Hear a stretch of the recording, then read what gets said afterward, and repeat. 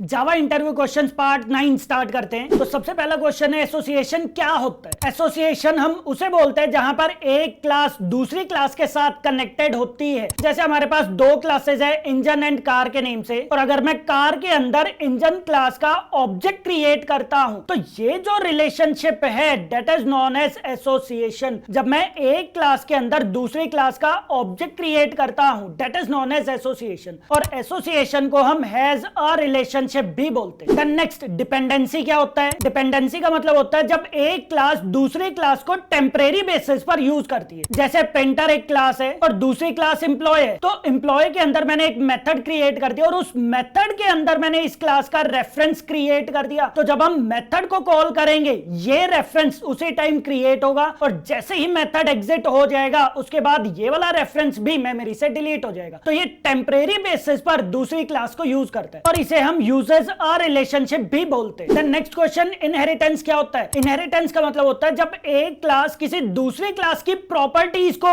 Acquire करता है उसको इनहेरिट करता है। जैसे यहां पर एनिमल क्लास की प्रॉपर्टीज डॉग क्लास के अंदर इनहेरिट हो रही है by using extends keyword, that is known as inheritance, और इनहेरिटेंस को हम इज अ रिलेशनशिप भी बोलते हैं। अब इन तीनों में डिफरेंस क्या होता है। डिपेंडेंसी के केस में क्लासेस लूजली कपल्ड होते हैं जिसकी वजह से क्लासेस के बीच में बॉन्डिंग वो वीक होती है, और इसी वजह से डिपेंडेंसी वो बहुत ज्यादा फ्लेक्सिबल होता है। जबकि एसोसिएशन उनमें एवरेज कपलिंग होती है, मीडियम बॉन्डिंग होती है, और इस वजह से उनको ज्यादा प्रेफर किया जाता है। बट इनहेरिटेंस के केस में टाइटली कपल्ड होती हैं क्लासेस एक दूसरे के ऊपर बहुत ज्यादा डिपेंड होती हैं, जिसकी वजह से हमें इनहेरिटेंस को बड़ा सोच समझ के यूज करना चाहिए। इनके डीप नोट्स आपको मेरी वेबसाइट पर मिल जाएंगे।